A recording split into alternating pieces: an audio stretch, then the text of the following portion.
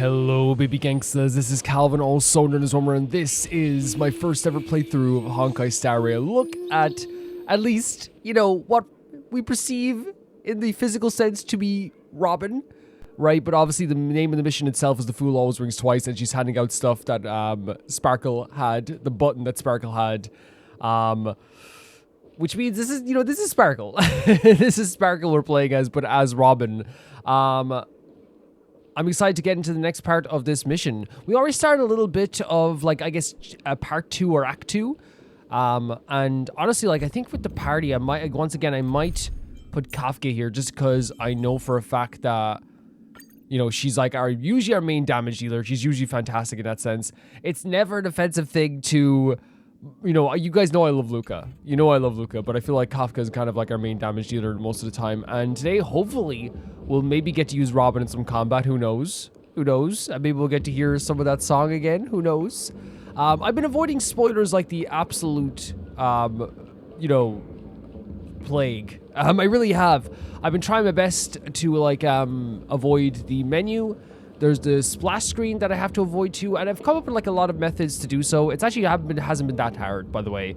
Just people were kind of worried about the spoiler aspect. It hasn't been difficult. I thought it would be difficult, but it's actually been grand. It's been grand. It's a lot of quick motions. It's a lot of looking away from the screen. it's a lot of this stuff. But honestly, even in Rome Reacts, I have to do some stuff too. It's not that hard. It's not that bad. And I actually think it'll work out for the next 20 days or so until whatever banner changes. Let's hand out some gifts.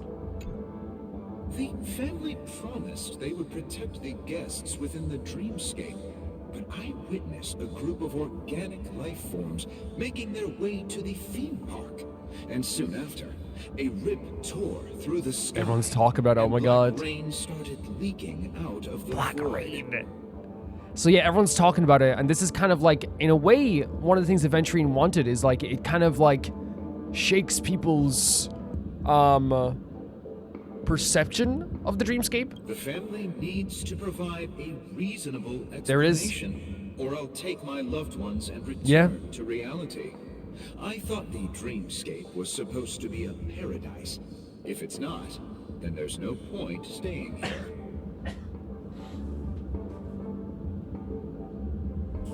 The reason why this one line is so important is that this is exactly what Acheron was saying as well, which is that it's not just that it's not just taking down the whole of penacony that would work.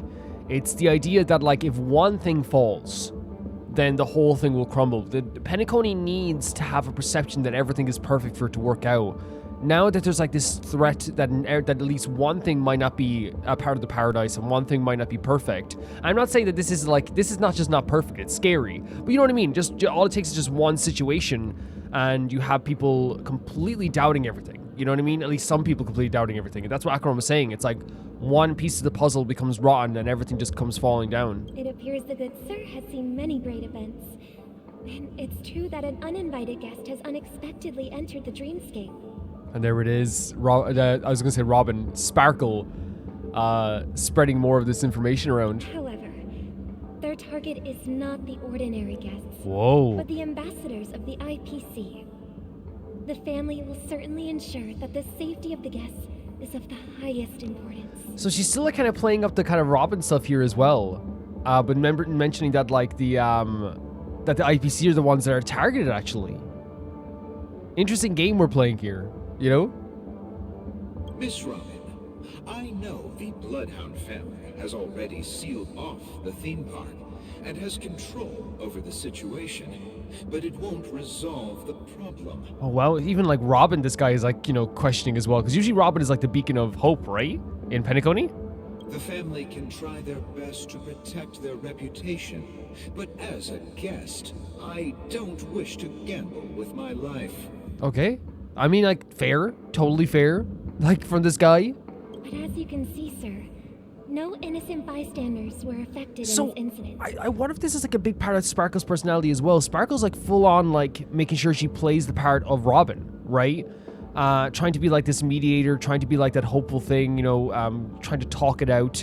I'm not saying that's what, like, I know what Robin's personality is, but like we know that Robin is like that kind of beacon of hope, that thing that like keeps everyone calm.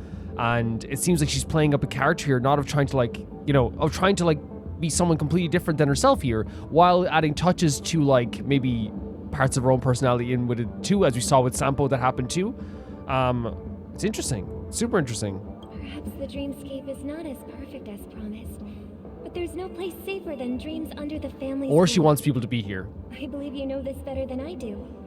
If this incident happened in real life, how many people would be able to walk away from it? I think there's also an element that she wants people to be here, or at least the most amount of people to be here for some reason. I'm getting that vibe too. I'm really getting that. It's like she's using the idea of playing the Robin character, not as just because she wants to be full roleplay, because I think there's a reason she wants people to stay here. I could stay here, but keep in mind, guests come to Penacony to enjoy the dreamscapes. They do not wish to be entangled in a conflict between the family and the IPC, so Yeah, that's fair. let's not have any more unnecessary incidents. And the thing is, like, you know, this is like usually like when someone complains to like an employee in like a piece of media, you always like kind of roll your eyes a little bit, because it's like, oh, like, okay, come on, dude, they're doing their best job or whatever. Not saying Robin's an employee, but like in this sense, like what he's saying is not like totally unfair. You sold the idea of a dreamscape being perfect. It seems dangerous now. My family, I don't want my family to be in danger either. If anything goes wrong, I will, you know, leave. Like totally fair thing to say. Of course. There's the freaking button With the again. festival about to commence, we will spare no effort in our preparations. Rest assured. To express our apologies, the family has arranged this gift for the guests. Just Thank you for understanding. someone has to be a button. I'm pressing it. You know, well, not a stranger, but it's Robin. You know, like you wouldn't think it's bad. So interesting. Yeah, like again, like I don't think it's totally like unfair for a character to be like, you sold this as a paradise. It's not a paradise. Clearly, I'm taking my family. But again, like whatever Sparkle's game is, it seems like she wants them to stay here on this planet, on this dreamscape. You know, because like if she wanted like the dreamscape just to fall apart, like yes, you could convince everyone to leave, and everything would fall apart. But I think at the same time too, it maybe like it'll only like be an empty dreamscape. I think maybe like again, we don't know Sparkle's true motives. We don't know Sparkle's full motives yet. We don't. So we'll have to see where that goes, honestly. Oh, these guys. May I ask what happened here? Nothing to be worried about. There's been a small rehearsal mishap at Clock Studios theme park. Please stay calm. Please stay calm. Hey, are you a fool? You don't even recognize Miss Robin? Who do you think you're talking to? Oh my God, the I'm shakiness. sorry. I've just been transferred to the Bloodhound family, and I'm still not too used to working on the streets. I didn't realize it was you. I'm so sorry. Showcasing once again how important Robin is to Penacony. Hey, don't sweat it. You guys have a tough job. I know how it is. How's the situation looking? Oh, we've sealed off the theme park. Most guests are used to bizarre phenomena in the dreamscape, and so far, no threats have been detected. We can expect order to be restored soon. Okay. Rest assured, Miss Robin will intensify our patrols to ensure that no incidents occur. They're trying to reassure Robin here as well. Trust you guys. But regarding what happened in the theme park, what do you hounds think about it? It's okay. Feel free to speak your mind. And again, this is going to help Sparkle get some information from the Bloodhound family, right? Well, Actually, I was there shortly after it happened. Is it true that the IPC's ambassadors came with ill intent? And that Galaxy Ranger easily cut through the So all these, like, you know, the Bloodhound family clearly knows a lot about... Well, obviously, like, a lot of them were around at the time or whatever, but, like, it's interesting how, like, the information kind of, like, spreads. Miss Robin, tell you the truth, everyone's been talking about it.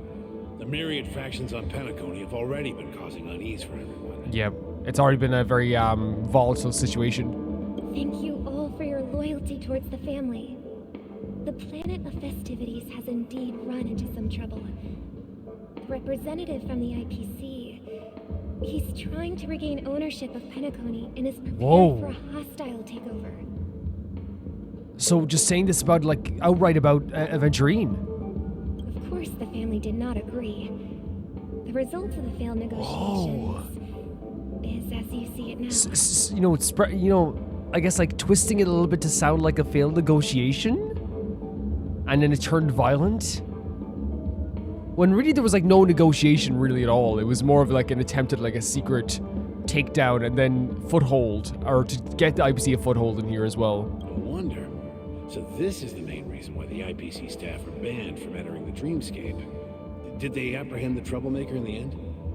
So interesting to see what Sparkle's gonna answer this, because we know that Aventurine is like in this like eternal exile place, you know? Don't worry.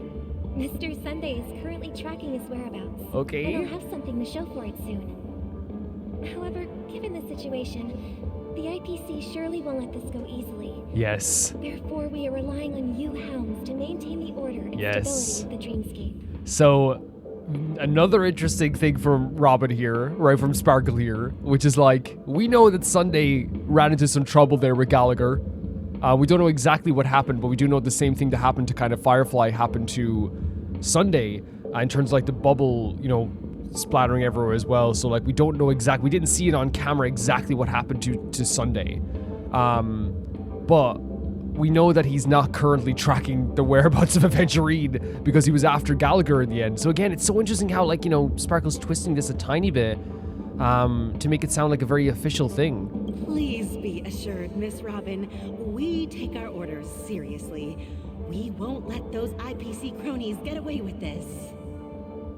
Thank you for your hard work.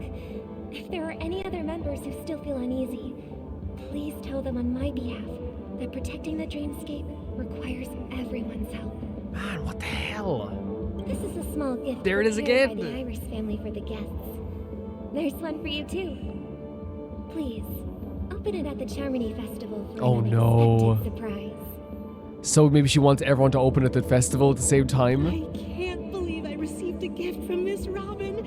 It feels like Oh. I'm dreaming. Wait, I am in a dream. How is she? Do they have to open? Do they have to all press it at the same time? If trouble comes knocking on our door, we're not afraid to go to war. Rest assured, the Dreamscape's peace will be protected by the Bloodhound family. Sure. Oh my god. Handing out freaking, you know, buttons of destruction to everybody as well. It's kind of so sinister, isn't it? Like seeing Robin like hand this stuff over again. We don't know Robin that well. We only know Robin from stories, right? And the way that people describe her is, you know, as you said, like beacon of hope in Penacony, everything to Penacony. The essence of like, you know, everything that's right, quote unquote, with Penacony as well. But here she's spreading this, like, this Sparkle is using Robin to spread this information. Again, I'm saying it's Sparkle, right? Of course. Using to spread this information to everybody about, like, and almost like making them feel a little bit more at ease. And whilst like at first it goes like, oh yeah, that's like something that Robin probably might do, right? That's something the family might do, make everyone feel at ease. But I wonder again, as I said, it's trying to make sure everyone stays for the festival, right? It's like, it's one of those things where, like, you know, you never know if like the Bloodhound family would be like, I'm leaving, you know, I'm going. It's also like ascertains what a lot of the Bloodhound family know. It tells these guests over here as well, like, hey, like, you know, stay around for the festival as well. They want them, I think they want the most amount of people here. Sparkle wants the most amount of people here. Look at this. She's fabulous. Yeah, interesting, very interesting stuff from Sparkle here. Miss Robin? That's the renowned cosmic superstar, Miss Robin! Heck yeah, love your hair. I didn't expect to meet a fan here. I'm honored. Welcome to Penacony, a world filled with wonderful dreams. You didn't expect to be a fan of Robin and Penacony? I can't believe I'm actually meeting the real Robin! Shouldn't you be preparing for the Charmony Festival? Oh, she's preparing. She's preparing, all right. Preparation is important, but the ceremony is fundamentally about sharing the Great One's harmony with everyone. If there's a chance to sing with everyone, I will not refuse. And we know the harmony is infected right now, right? It's corrupted. Regarding the recent mishap, I understand it negatively impacted some of our guests. As a member of the family, it's only right for me to come forward and offer my apologies to everyone. Sure. But, are you sure it was actually a mishap? Everyone saw those chips descending like rain and the red light tearing through the sky. Claiming it was merely special effects seems a bit far-fetched. Yeah, I'm glad they actually like, put characters here who actually like, you know, are using like logic, I guess, as well, because like whilst like, you know, even like in our own life we would be like, yeah, it's like, I think now actually though I think nowadays like the more logical conclusion in our world, right, because we don't have like magic and stuff like this, would be special effects, right? But since it's in Honkai Star Rail, like stuff happening like this and like crazy stuff happening like this is it's actually more logical than pretending that all the real stuff that seems so real is special effects, if that makes sense, because there's already so many crazy things that happen in this game that claiming the crazy stuff happening is special effects is actually a bit more far-fetched to some people. Plus, I met that generous gentleman. He looked really out of it and kept talking to himself. Is this also part of the performance? Is talking about Aventurine? Everyone, please do not panic. I believe that the family will give everyone a satisfactory answer in due time. I don't know about that. Even if you say so, Miss Robin, it's hard to believe. And that's how shaky everyone's beliefs are. Even with Robin saying this, it's hard to believe. You okay? Some people just never listen. Yeah, do oh my they? god. It's never ending. Oh my Just goes god. on and on. I'm getting really tired of this. Again, she's putting up this act. She has to like, you know, be this nice, and even when people are like, even when like she's like, hey, everything's gonna be okay, and like the character goes like, I don't know about this, she's like, oh god damn it. Like, and now she's probably realizing as well, like in terms of like I'm not saying like their job is hard, but like in terms of like, you know, Robin and Sunday having to go around and like put on this smiley face, like that's what they have to do all the time. Can you imagine how much that stresses you out constantly? You're only it's like Sparkle, you know, you've only been pretending to be a nice performer for like 10 minutes. Like they have to do this all the time. And again, I'm not saying that like, you know, they got to be celebrities and all this stuff, oh it's so hard, but again, they obviously like, you know, it's difficult to maintain an order and to maintain an appearance when you know things are going really, really wrong, is what I'm saying. Miss Robin? Still, I suppose I should keep on helping everyone. I am the epitome of joy, kindness, and goodness, after all. Oh my god, the way she says that. He's like, what are you talking about? Huh? What was I just doing? Wait, what? And who might you be, miss? Did she mess with his memories? Here, take this. Oh, it's just Sparkle. It's just Sparkle. This gift has been specially prepared for you by the family. She got tired of playing Robin. she's just Sparkle now. Make sure to take good care of it until the opening of the Charmony Festival. Then, when the show reaches its climax, press the button together with the others around you. Oh my god! So we know the exact timing is like at the climax of the show. Oh no! Something very exciting might happen. This is terrifying. This is absolutely terrifying. Because we like she wanted like Aventurine to press the button at the same time as her as well, right? So we know like it's not something like, oh, we'll go back to the Trailblazer. Okay, back to Stell. We're back to where it Oh all my began. god! You entered the golden hour from this place. And it is also from here where you will enter the true penacony. We're gonna enter to where Aventurine is? The land of exiles, the true penacony. First of all, it is so strange, so crazy, so weird to be staring at Firefly right now. After everything happened, especially with Firefly, it was one of the most like heart-wrenching and, you know, like I think it was a moment that like stopped me in my tracks for like the rest of the day, honestly, after it happened. And to be staring at Firefly, or Sam, I guess in this sense as well, it's such a weird feeling. Like when that moment happened in the last episode, or the episode before that, when it was revealed Firefly with Sam. And apparently, like this is something that they did a lot in like advertisements. Apparently, it was on the banner as well, which is like to me like adds to the idea. Like for me, like I think the best thing, because I think I did see that banner. But the best thing anyone could ever do when it comes to spoilers, by the way, if I see something that like I don't know is a spoiler, just never point it out. You know, just never point it out, because it's the best way to go about it, because I have no freaking idea about the Sam Firefly connection. But I'm like, I honestly like, even staring at her right now feels weird. It feels like it's a ghost, even though like I know it's not now, right? They would just bring her back as like some spirit, You know? It's so weird. It's such a weird feeling. But I will say as well about the last scene as well with Sparkle. Sparkle, I feel like got tired of playing Robin, right? I just was like, oh, let's just take it, you know, and mess with his memories a little bit as well. If she can mess with memories, does that mean that like, is it a mischievous thing? Is it a thing where like, some part of her disguise power makes people forget about something? Can she also do some Garden of Recollection powers as well? But it's very clear she wants to have everyone stay on Penacony because she wants them to press the button.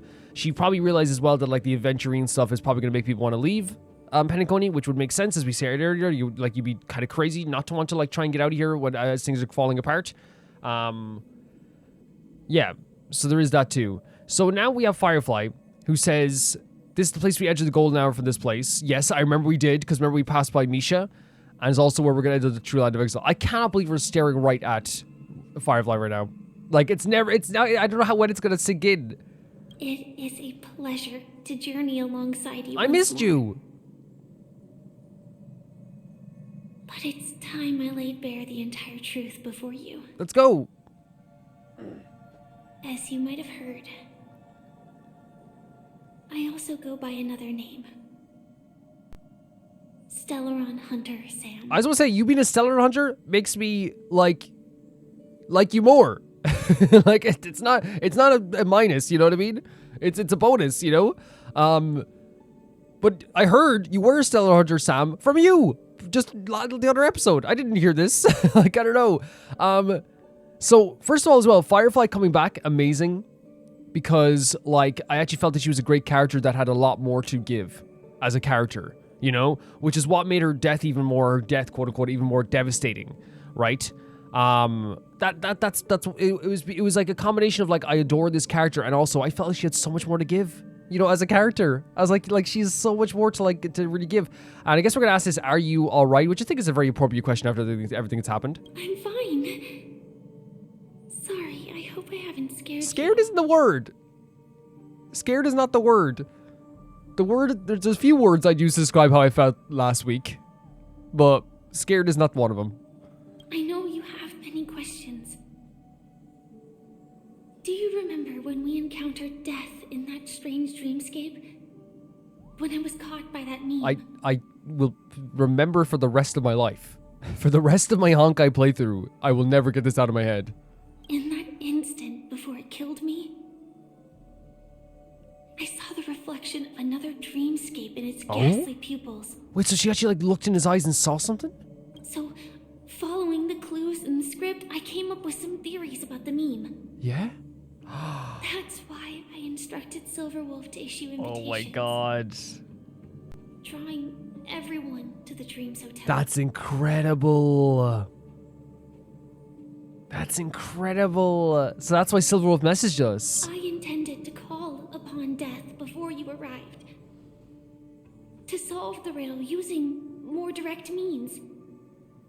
And then invite you to join. However, contrary to my wishes, I couldn't defy the script. Yeah.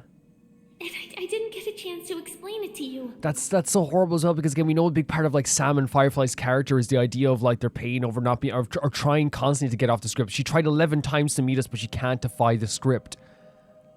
And like, and even here she's, I truly believe like 100% she tried to explain something to us, 100%. But she couldn't do anything. She couldn't. It is how you see now. I was impaled by the bladed wings of death. The heavy pressure of concentrated memoria, miasma, exploded in my mind. Wait, what? As if it was actually reality. Wait. So it was only in your... But after the momentary numbness subsided, I found that my body was absolutely unscathed. How did you survive? But then Robin's dead. How does that work? I was still alive. And it was just as I thought.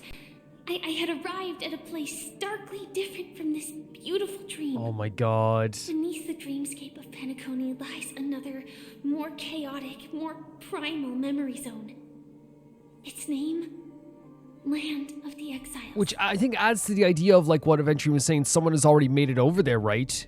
Into the Land of Exiles. And that would be Firefly. And, like, also adds to the weight as well that she is the other mute. In terms of, like, versus Robin and, it's Robin and Firefly are the mutes. So she actually went to the Land of Exiles. And so, then I returned to the hotel Just in returned? the Dreamscape, hoping to tell you of its existence.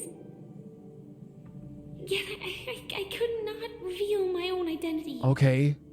So, I could only divert your party's attention and lure you away from the battlefield. So at that point, she separated she separated us from Acheron, right? And then, which makes more sense why she was so ready to just stop fighting as well. Obviously, there was the line that Acheron said that was so impactful. You know what I mean? Was it paraphrasing? Do you remember the bodies that you killed or whatever? Is it the memory? Again, paraphrasing. But like, yeah, separated Sam. Sorry, not Sam. Separated Black Swan and Stell. This is so interesting to me because she landed in the Lands of Exile. She was able to return from the Dreamscape to tell us about it. But again, at the moment, she couldn't because Acheron was there, right? And Black Swan. And after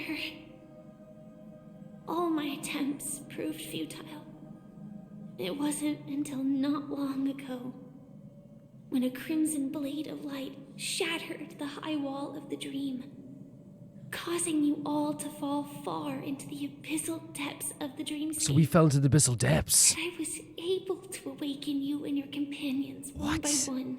So when we fell into the abyssal depths, she awakened. She was able to awaken us?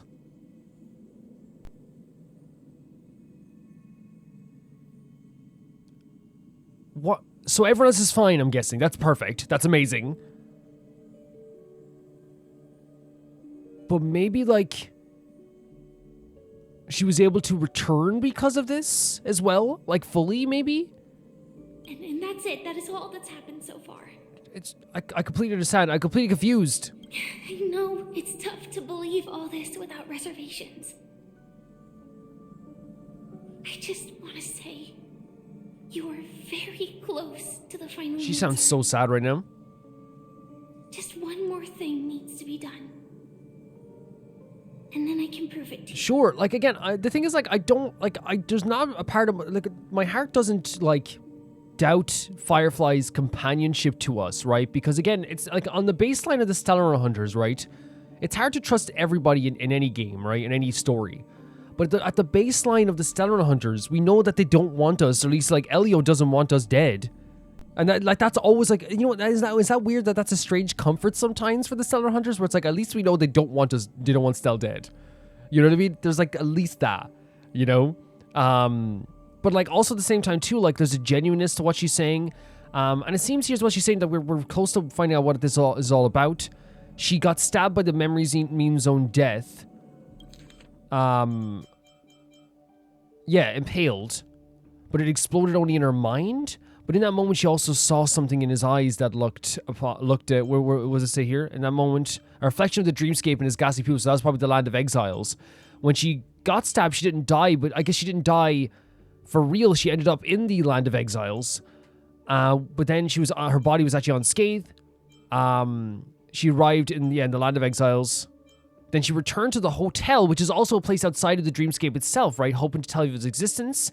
So I guess she was still outside the actual real penacony, but then she had to divert her attention away because maybe she couldn't reveal herself to Acheron and Black Swan. And then when the Crimson Blade shattered the wall of the dream, that's when she was able to awaken the companions one by one. Okay. Maybe? Who knows? Now, let's leave this place. Please close your eyes.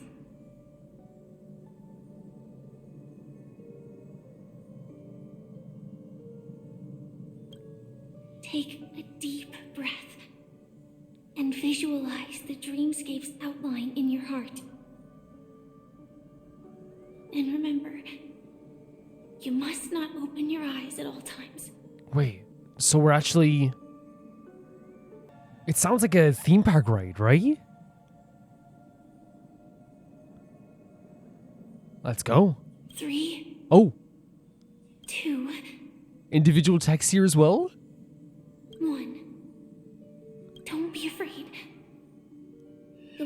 come to greet us. Has arrived. Who's greeting us? Who is greeting us this time?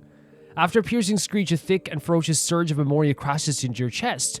Churning and ravaging, your consciousness becomes like scraps of paper caught in a whirlpool, breaking apart, dissolving, and dispersing within the turbulent, muddy current.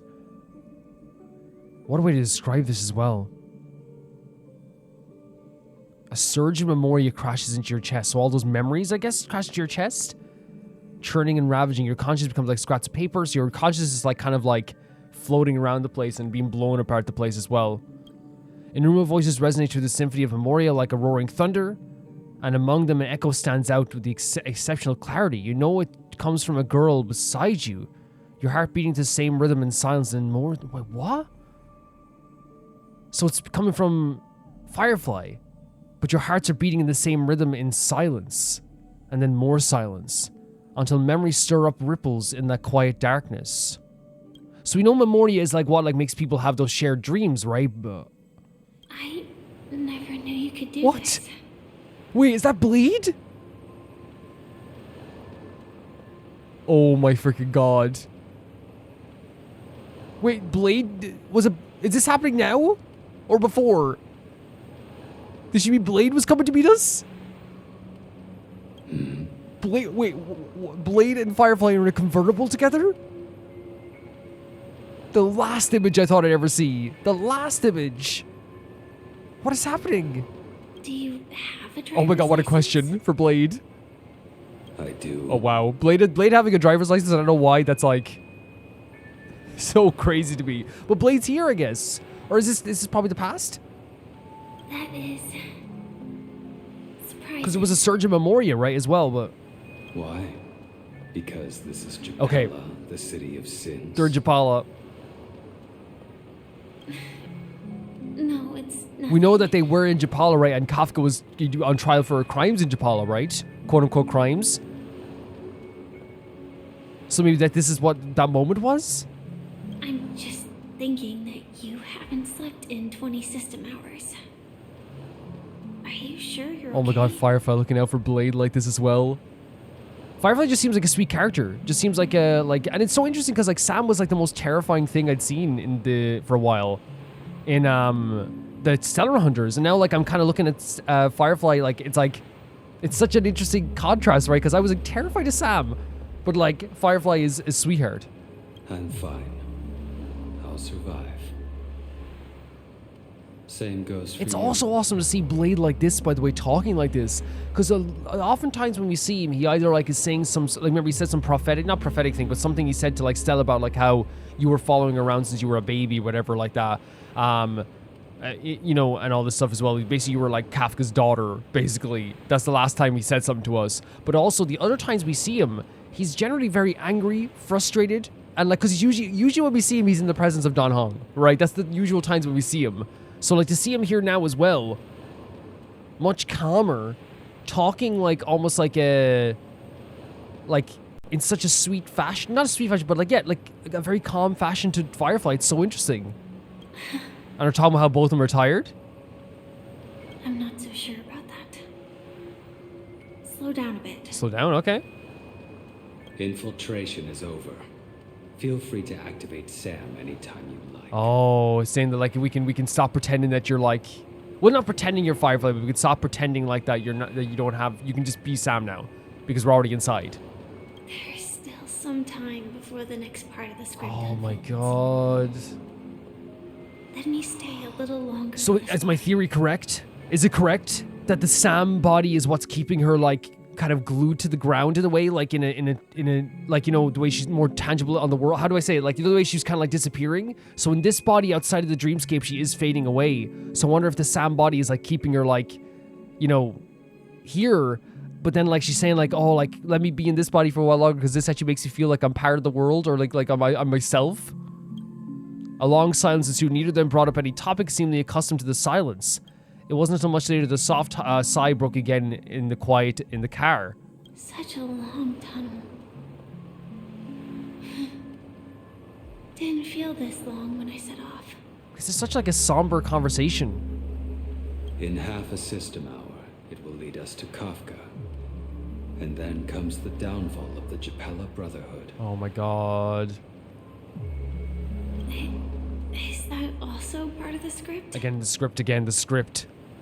It's in your script too. I feel like the script, like, you know, has contained, like, one of the reasons why Firefly is probably so upset about the script and and what I'm thinking, if I know like what she's saying now or like what her personality is, you know, if everything's kind of like predetermined on this path, or like she can't go off the script, that also, like, you know, this life where she's forced to kind of like be in this suit apparently, from what we're seeing here, to kind of like not be, what's the word I'm looking for? To not be, like, to not disappear or to not fade away as much, then like the script is basically is something that's containing her more than just something to follow, right? Sorry. I didn't notice. Probably doesn't want to even check the script sometimes. Their destiny won't change just because of your selective ignorance. Wait, he's literally saying, like, just because you don't look at it doesn't mean anything's gonna change, you know? You can't close your ears and shut your eyes at the same time, you know? Or cover your ears and shut your eyes at the same time, you know what I mean? It's still gonna happen. I told you before, it's a bad habit. She clearly doesn't even want to think about the script, right? What about you then? Is this the moment you finally find the death you've been looking for? Oh my god, again, we talk about death as a freedom for adventuring. Like, Blade, like, had like, as part of that idea too. About, like, wanting to die. Every time he dies, even for a second, he feels peace. As always, it's a blank slate. It's not on this planet. Why the sudden inquiry? Because I'm currently in a car with a sleep-deprived driver. Oh god. I just want to get there in one piece. Spacey, I know that you, like in a way, like, I know that you, like, have no problem with death. And you actually kind of like death. Can you please just make sure I get there in one piece? This car has full self-driving capabilities.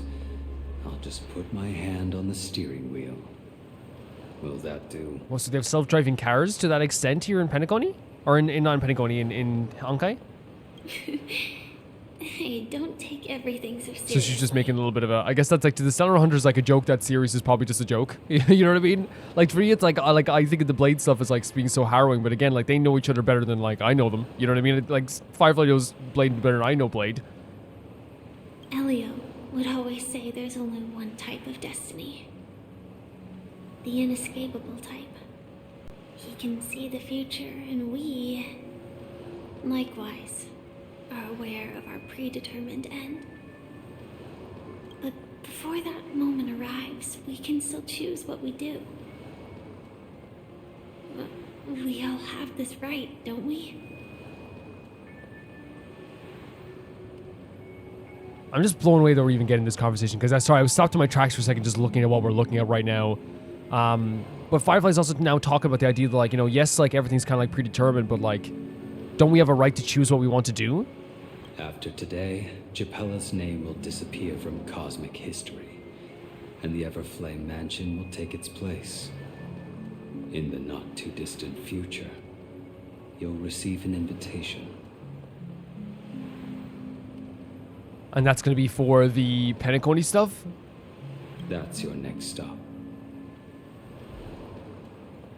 Land of the dreams. Penacony. Oh my god. And they all, like, it was also, by the way, Japella's name disappearing from cosmic history. And then the Everflame Mansion will take its place. Wait, so if they were removed from cosmic history, the Japella Mansion, the Japella name, right? And that means the Duke Inferno took over. What happened then when the Duke Inferno was killed by Acheron? Is there no name like that in history anymore? Like, did that change the script as well? Did they know that was going to happen? I hope you find whatever you seek there. Be it answers or salvation. Wow, this is such a needed thing for Blade as well, because, like, while I already sensed, like, a sadness and, like, a very, like, deep and emotional character in Blade, it's also good to see him, like, in this moment of, like, you know, because I just thought, like, maybe he was, like, some sort of, like, crazy character that like they found hard to control, when in reality he's here in a suit having a really like, you know, deep conversation here with Firefly, to the point that like even now he's saying like, hey, like I'm really hoping, I'm rooting for you, Firefly. Actually, a beautiful conversation, a very interesting conversation. Didn't expect to see Blade there with Firefly, but again, any Stellar Hunter interactions, fantastic. Always. Yeah. Glad to see you're safe. There's a dad. Where are we now? Where is this? Oh my god, look at the dark vibes as well. The smokiness, the fogginess, with like the neon light in the background. That's such a good look. So I guess that conversation was just about like, it was showcasing like, a few things. First of all, it showed that, you know, kind of like maybe not confirmed, but like added to the idea of like what I was thinking, the idea that like Firefly needs that suit to kind of like stay grounded, I guess, and not disappear or not fade away. And she kind of like would like to, you know, not have a predetermined destiny, go against the script. She doesn't check the script because it's something that like just, you know, bothers her so much. And even Blade was kind of like, look, just because you don't check the script doesn't change anyone's destiny. You know what I mean? It's one of those situations where it's like, you know, you can like, you can close your eyes, and as I said, you can't, you know, it's an expression that I heard years ago, which is you can't use your hands to cover your ears.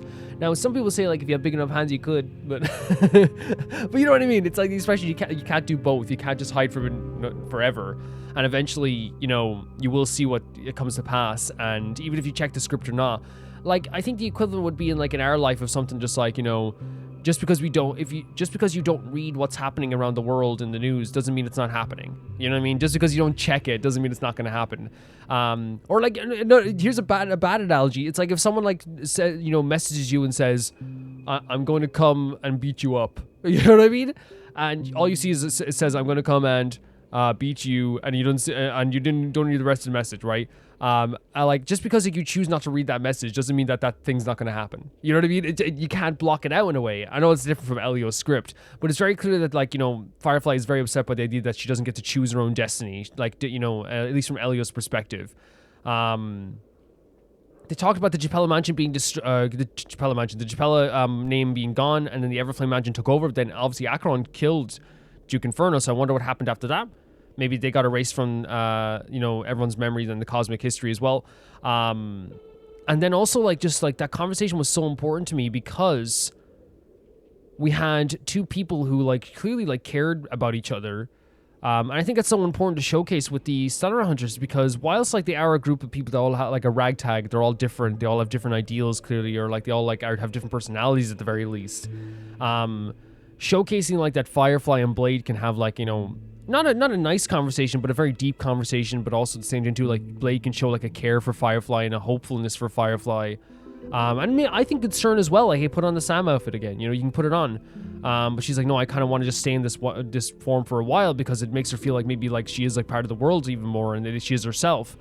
But it was really cool seeing that side of Blade because I think that, like I said, it's so hard sometimes. Again, it's not like that like a judgment thing, but it is a judgment thing in a way. But like, you know, it's like one of those things where like, with characters, we only see what the game wants us to see at any given time. And I saw Sam, for example, and he terrified me. But now knowing that Firefly's under that suit, not scary at all. In fact, like, you know, it becomes a thing where it's like I'm more hopeful and, you know, loving towards Sam, I guess. And then with Blade, what we saw was, again, just all the time is him just trying to, like, absolutely destroy Dan Hong, and even like being brutal towards Dan Hong and very, you know, let's be honest, like, you know, saying some like I say unintentionally rude because he's not saying the stuff to Dan Hong to be rude. He's saying stuff because he genuinely feels it in his heart, or at least wants to escape that idea in his heart. You know, if I like and think because again he's constantly punished, so he wants to make sure that everyone is being punished with him as well. You know, that's his personality. Not everyone's punished with him as well. I think, you know, the quintet. I think he likes the idea of the quintet kind of not being, or at least he likes the idea of Dan Hong suffering. Because that means that he's not suffering alone. You know what I mean? That's why I always felt like with Blade. But now we see this other side to him as well, where like he can be very like understanding, very deep, and he's able to hold a conversation as well, which is another interesting. Yeah, very, very interesting stuff there from... I'm not saying, like, you know, like Blade was ever, like, an idiot, or he's just like, oh, I'm going to kill things. But, like, what we saw from him the most of the time is either us trying to cure him because he was, like, sick, or him trying to hurt Dan Hong, you know, or Jingliu. Mr. Yang, you're here too. Where is this place? Close your eyes. This is the answer. Isn't it incredible? The monster that we have always known as Death is actually the guardian of the land of the exiles. It abides by a certain rule. Abducting people from their dreams and bringing them So could that have been what happened to Sunday? As well? Because again, it's the fact that they showed it off camera but then again, it was Gallagher who did that time, wasn't it? It was Gallagher, so that might be different. So it's the music here is absolutely gorgeous, by the way. So it was... That's actually pretty... Oh, this music is insane. What the hell? It's so good. I'm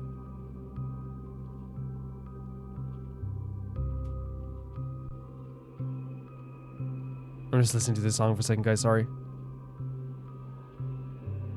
It's so good. Penacony music is so good. But yeah, they're a guardian of like the land of exiles of where Aventurine is. The question that has been perplexing us, does death really exist in the dreamscape, appears to be a cognitive trap. It was laid by those orchestrating events from the shadows to cover up the truth behind the disappearances and the existence of this fortress known as Dreamflux Reef. So, okay, does death really exist in the dreamscape? It appears to be a cognitive trap. It was laid by those orchestrating events from the shadows to cover up the truth behind the disappearances. Okay, wait, hold on. The question is a trap, like it's a mind trapped.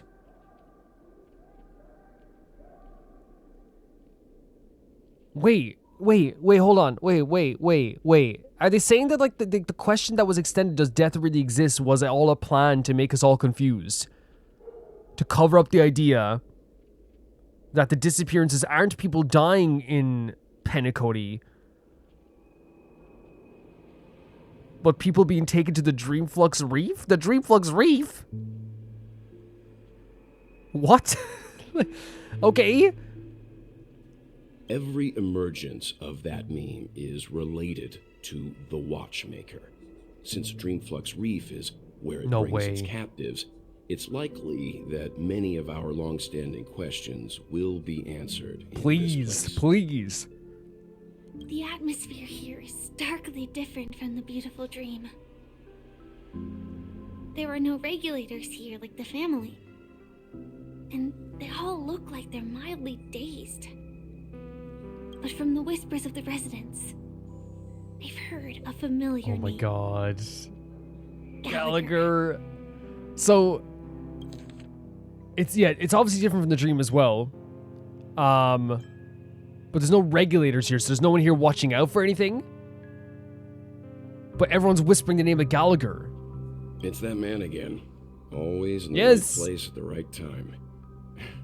Though that does save us the trouble. I love how they never make Welts ever they stay true to his character. While he's not perfect, like him and Himiko seem to always have if you set up two characters that are reliable and smart and characters that have been around the world a bunch of times and have been through a lot of crazy situations, understand who to trust and who not to trust, to have a little bit of suspicions of Gallagher right away.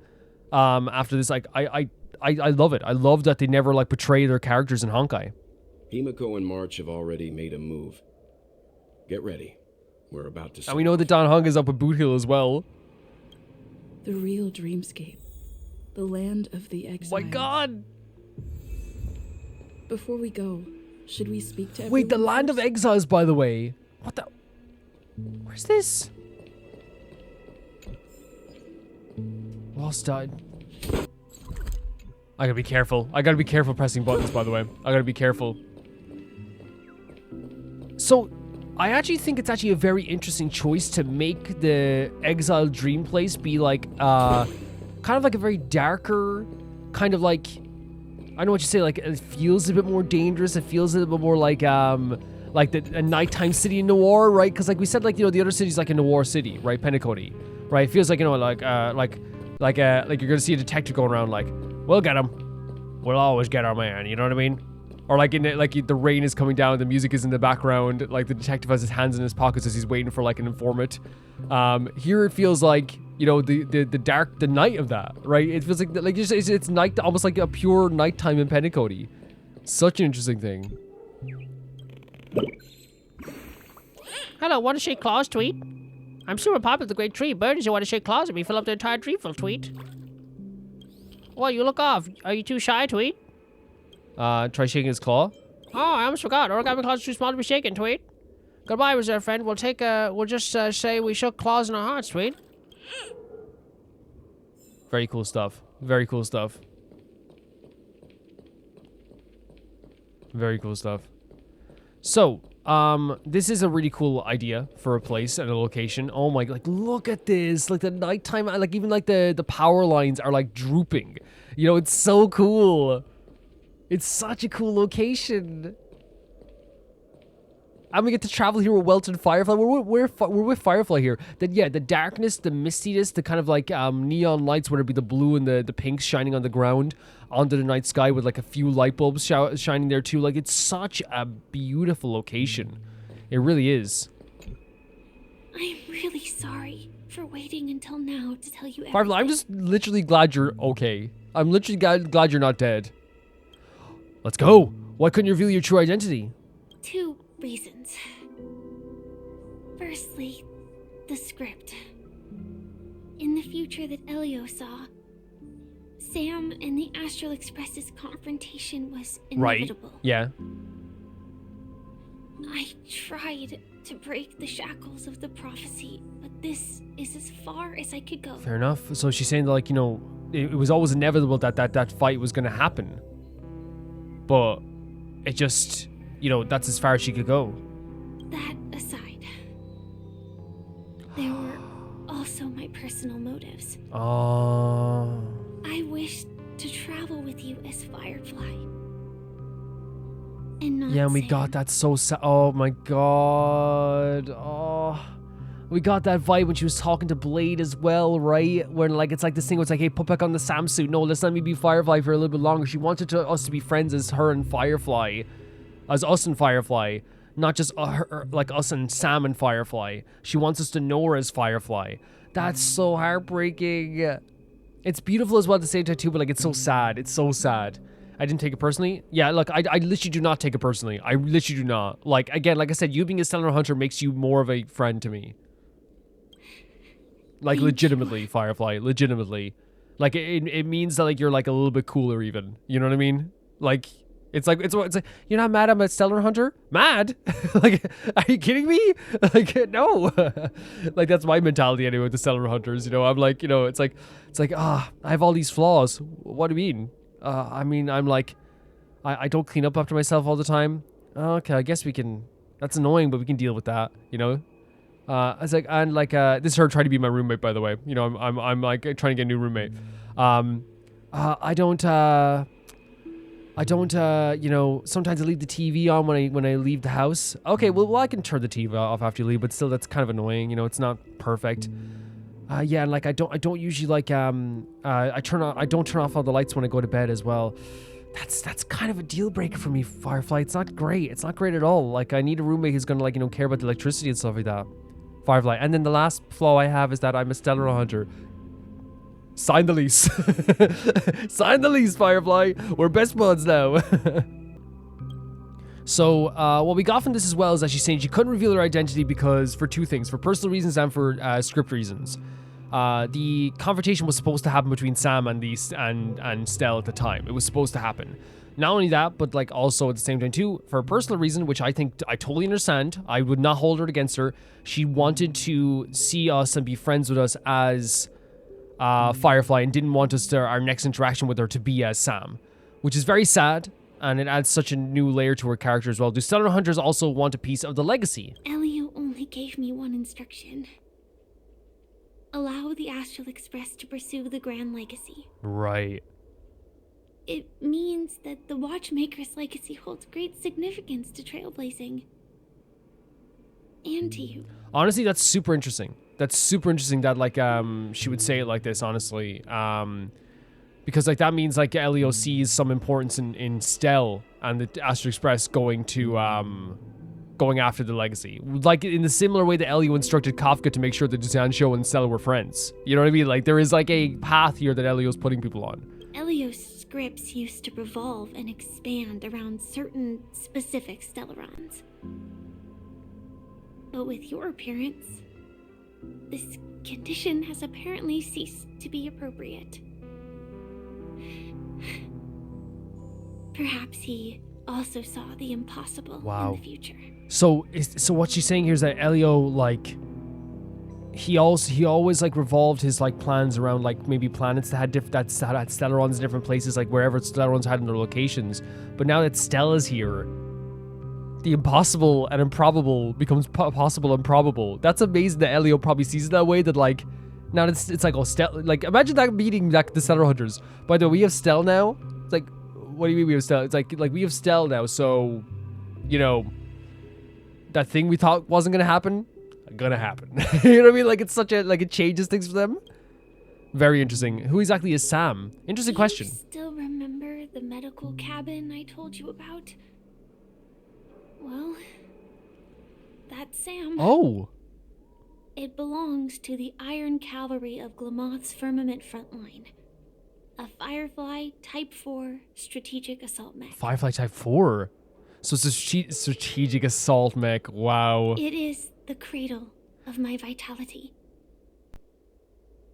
And the meaning of my birth. The meaning of your birth? And for the longest time it was...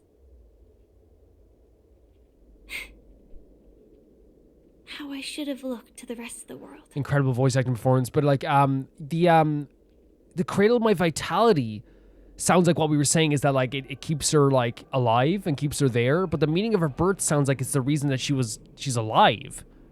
Or the reason that she was able to. But now, like, obviously, like she's saying, like, for the longest time, but now people see her as this because of penacony? Okay. The time scale of Dreamflux Reef differs from reality. So we mustn't lower our guard. You're sensitive to memoria. A slight misstep. And you could get lost in this memory zone. So, we have to worry about that as well. Okay, fair enough. Fair enough. Firefly, I adore you so much. I really do. And I'm so glad that you have more to your story. I'm so happy. I am so happy. Because that's what I felt. I felt when she died, my thought process was, she has so much more to give. You know what I mean? She's so much more to give. And that's why it was even sadder. I was like, but like now she's back. I'm so happy. So happy. Something on your mind? Let's talk about it. Thanks, Dad. Acheron's blade slash. No wonder Miss Acheron is so averse to drawing her blade. It's hard to imagine such terrifying power could reside in an ordinary sheath. If it weren't for the fact that Aventurine's power originated from the preservation, the entire dreamscape would have been affected. So that's why... So Aventurine's power balanced it out? Don't feel burdened by this. Even without that Stellaron inside you, Aventurine would still have found other methods to accomplish his goal. I agree. Let's just believe in Miss Acheron. And given her prowess, I don't think we've got anything to worry about. I also agree. And the reason I agree what Welt is saying here about like, hey, don't feel bad about this, because again, it would be so easy for Cell to feel like, oh, like it's because of me that all this happened. Or like, this you know, I'm the reason that this plan was carried out. But Aventurine was like a master of making plans and gambles. If it wasn't us that was called to there, it would be someone else. What are your thoughts on Gallagher? During your investigation, he shared a vital piece of information. Mikhail, the former watchmaker who collaborated with the family to construct the penacony we're familiar with today, had a falling out with the family for specific reasons. Right, we heard about this too. But this is precisely where the problem lies. You were clearly investigating a murder, so then why As a security officer, is he changing the subject to talk about his past with the watchmaker? I didn't even think about that, Will, because usually like just like I let conversations go. Like you're just like, okay, like the reason why they talk about it is just because they want to just give us information. Sometimes just information. And now with Firefly mentioning his name again, it's hard not to be suspicious. Yep, and he's more than suspicious. Okay, so we have trust in Acheron. It's not your fault. Eventually would have found a way to do this regardless, and look how powerful that blade is. What are your thoughts on Gallagher? Gallagher is suspicious. Of course he's suspicious. And it's because of, like, you know, changing the subject when he was talking to us, and also now that the people are whispering their names here, and Firefly's mentioned their name too. Regarding Firefly and the crew. Before we found you, she'd already revealed her Stellaron Hunter identity and shared a lot of information. Okay, so they know about it. Who would have thought that the Molten Knight's true identity was actually a young girl? For her, this is a secret that she cannot allow others to know. That being the case, I think we can believe she's willing to cooperate. Yep. I don't think she's trying to, like, trick us or anything. But she didn't reveal all her secrets. I just can't shake the feeling that her situation is different from that of the typical dreamer. And I hope that doesn't lead to any dangerous predicaments. Well, even if it leads to dangerous predicament, I'm willing to take the hit. Now the Firefly's back. Okay, so she revealed everything, but now we don't know if it's everything. I hope you've regained a little composure. We'll move out when you're ready. She revealed very crucial information, but not everything, is what we're saying. World behind the door. I wonder what's behind the door. A Wobaboo, a Dragon Lord, a Lord Ravager, a Great Aeon. Every door inside the Dreamscape holds unlimited possibilities. It would be best not to go opening them lightly.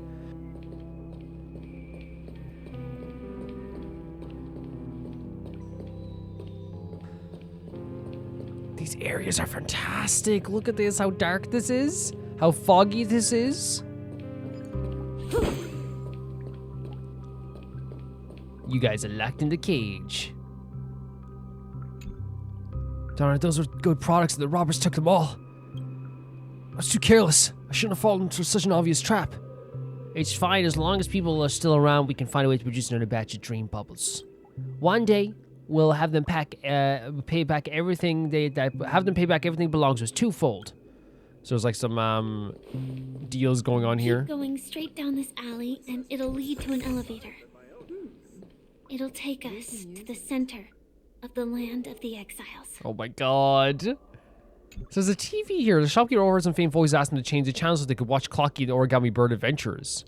Of course, the grumpy shopkeeper wouldn't allow this. He was trying to make a sale. What were these kids doing to cause him trouble?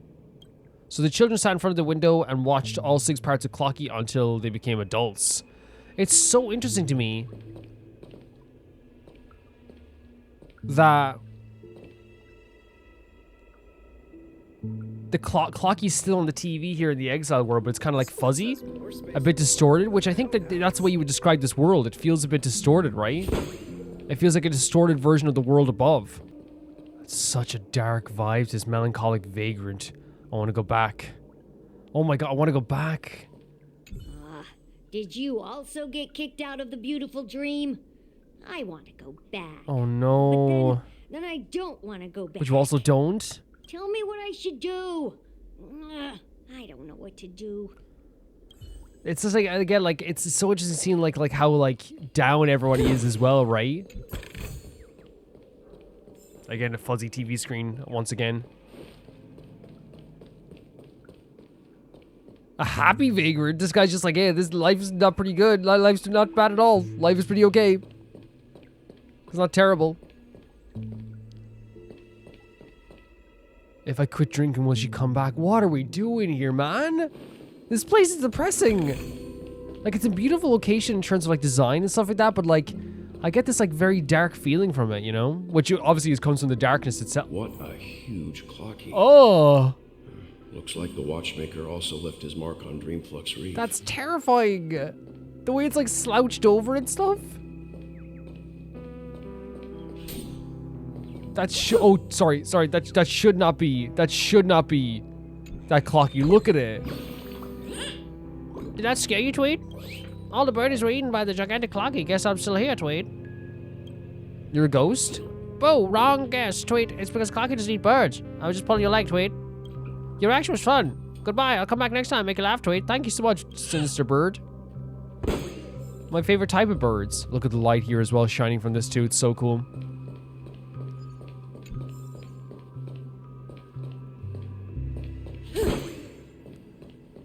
Even like the graffiti on the walls over here too. Clocky's sitting, by the way, this seems like a residential building. Look at that.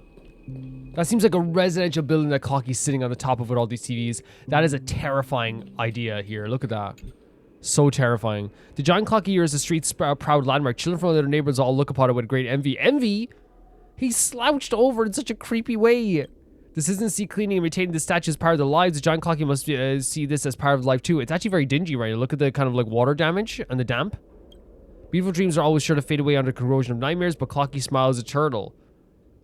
There's something very dark about like everything kind of deteriorating, and then they're saying, well, at least like we have the Clocky, you know? At least Clocky's alive.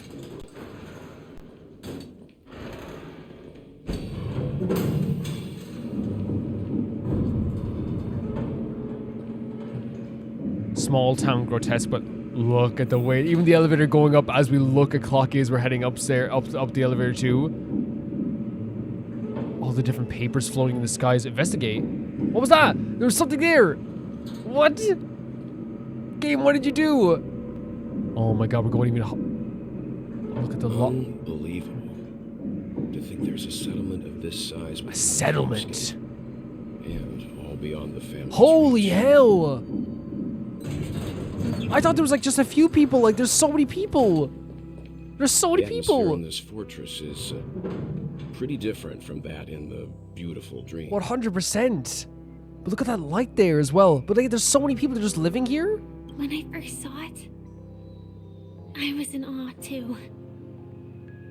The sky here, it's like a reflection of the 12 dreamscapes. It is really beautiful, isn't it? It is really pretty. What's even more bizarre is that this place is also separated into trade and residential areas. The layout may be simple, but the facilities are very comprehensive. Wow. It seems that there are quite a number of people living here. So that's such an interesting idea as well then, that like, and it kind of like makes sense in a way that like if you got enough people living in one space, yeah, like the first few weeks are probably gonna be terrifying, right? But then like after a while, to give some normalcy, you're gonna start creating your own civilization amongst this place, okay, right? You would, like you definitely would. To try and like, you know, make life into a normal feel, because people like, a lot of people like stuff being out of the ordinary, but a lot of people strive for just an ordinary life, you know? Though both dreamscapes have distinct styles, the architectural designs are quite similar. Works of the same hand, perhaps. Hard not to speculate on the connection. Yep, there's definitely like a very similar, it's similar to like the dreamscape we were in, just like in different tone and color and light.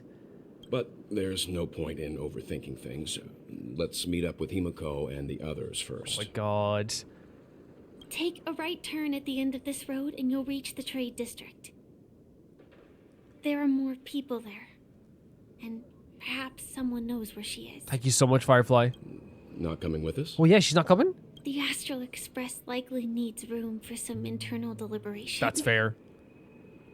In the meantime, I'll try and locate Gallagher. I actually think that's like such a fair thing for her to say, right? Like, hey, yeah, you guys need to talk without me there. I think it's so fair. Sure. Let's reconnect later. Letting her go was the right decision. Misha! Further observations are needed before we decide whether to trust her. But first, there's someone I need to talk to. But Misha's right there with Clocky. But so he's saying that like he doesn't know if he can trust her. Yeah, obviously that's totally understandable for me. Like I do trust Firefly because I adore her. But he's saying there's someone he needs to talk to as well. Let's go. I'm sure you've already noticed. Misha. Yep, saw him right away. He's right over there. What's Misha doing here? The Reverie Hotel's bellboy. How did he end up here? Oh. And right after Miss Acheron severed the beautiful dream. If you remember, I adopted Misha in the first 2 episodes of Penacony, so this is literally my son. I have to help him out, you know? We'd better check, just to be sure. Like, Did he get lost in here after what happened with the blade? Did other people get lost here too then? Man, this is such an interesting... Look at this. It's a whole world that people are living in. I'm scared to rob them. You a thief? I thought we agreed on this. When the elevator door opens, you go to distract them and I'll knock them out. Bro, it's not that I'm a coward. I just really don't think we should be try robbing that person. What are you scared of? Look, I'll give you a demonstration. Man, they should look kind of tough. Maybe we should just forget it. I love that they saw us and we're like, yeah, maybe we shouldn't. You okay? You seem like a barrel. I'm not going to make the joke. I was going to say barrel of laughs. I'm sorry that I'm just looking around here for a second as well before you go talk to Misha. Oh, they even have like performances and stuff as well. Like, it's so interesting that it's like again, it is similar to Penacony. Oh my god.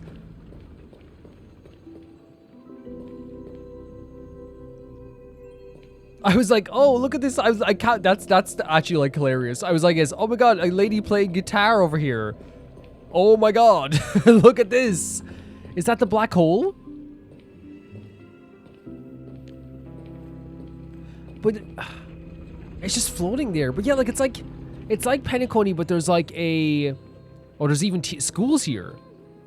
But they're obviously like in different locations as well. Oh, she doesn't have a guitar. Why did I think she had a guitar? Maybe just, oh, because she was holding her hands like in a guitar motion, I guess.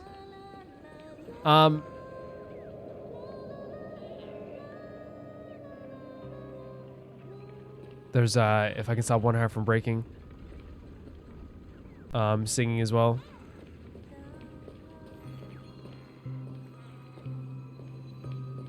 Insane that it's just there. But yeah, it kind of like is a kind of like a horror themed version of Penacony. And while everyone in the dreamscape looks towards the stage, right, as something that's so like beautiful that they like to watch as well, everyone's sitting here and watching like this black hole, right? In the distant past, the Dreamweavers used to gather here. Myriad wondrous ideas conjured amongst the cascades of jovial banter. Look at the way the buildings are warped as well. The most outstanding people died for it. The most brilliant souls were born because of it. Like, isn't that that's such an interesting contrast to me?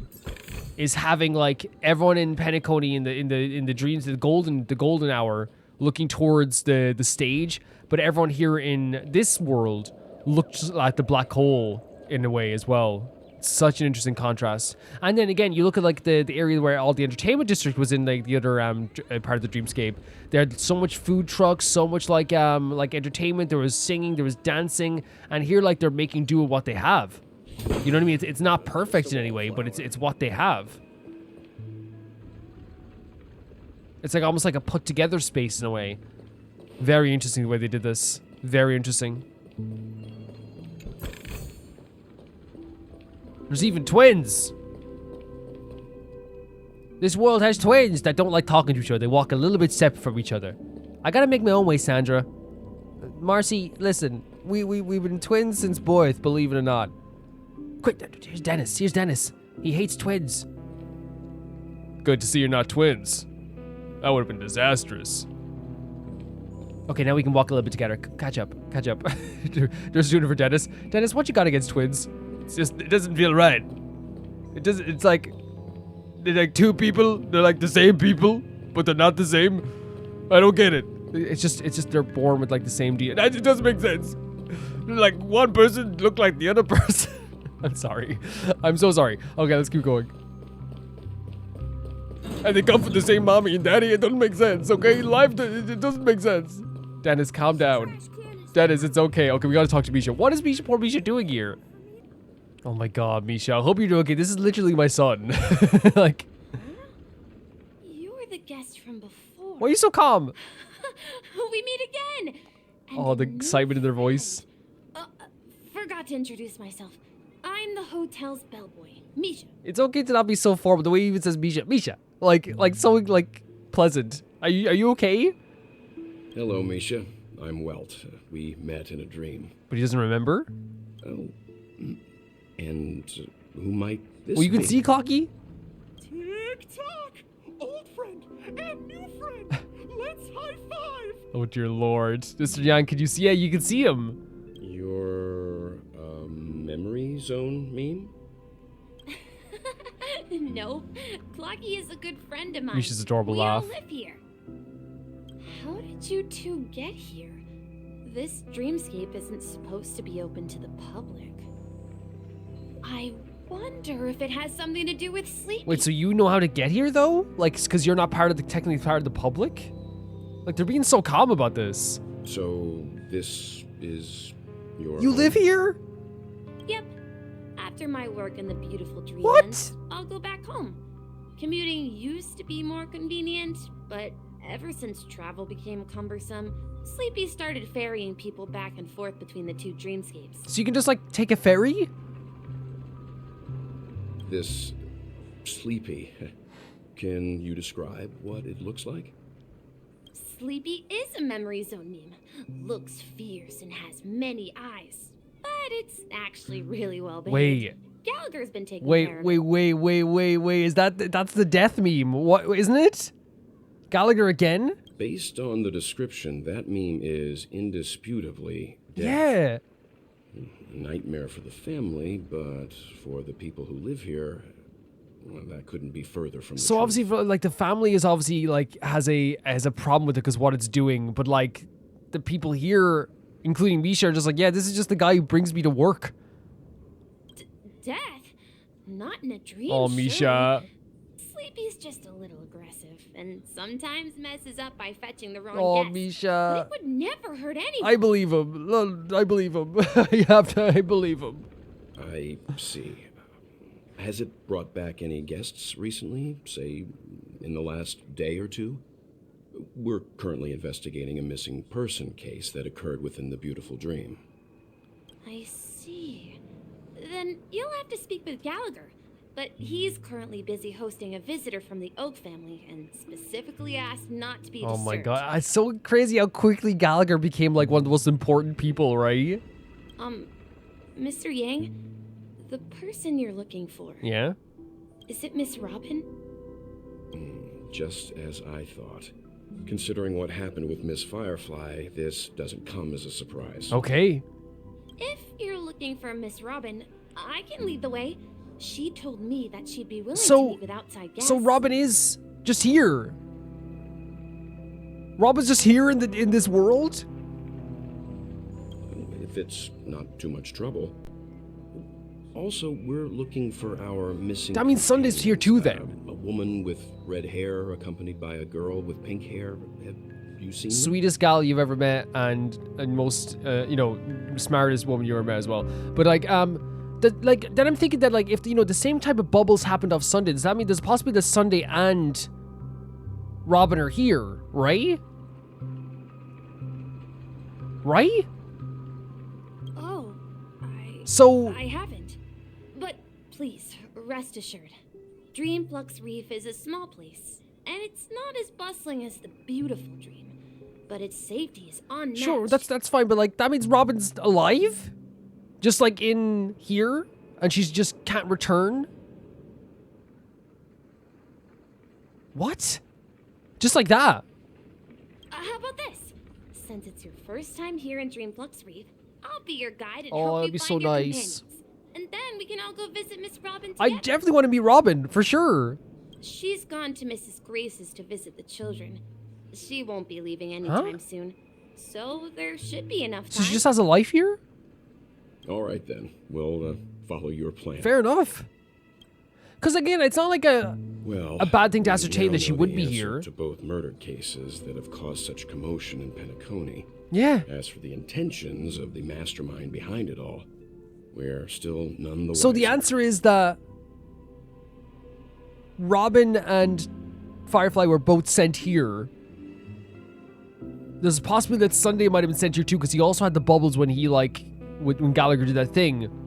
It has to be Gallagher behind it all, right? It has to be. We know it is, because of what happened to Robin, right? Yes, that's my thinking as well. I'm not entirely certain, but we still have to find him one way or another. For sure. Say, you mentioned before that you saw a Clocky that only you could see, right? Yeah, but sorry, like, I do like that it's like, it's a very, and it makes sense that this is the way that they kind of like reveal that Robin actually is still here in this place that, like, that, you know, in this land of exile, in the other dreamscape that Firefly was in too, and Aventurine went to as well, right? That means...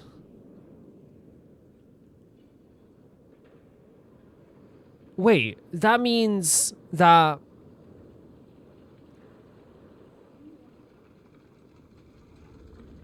It's not... The answer to everything so far has been that for some reason they've been sending people here, but the way they described it was that Robin just has a life here. She's visiting the kids, you know, maybe the stuff too.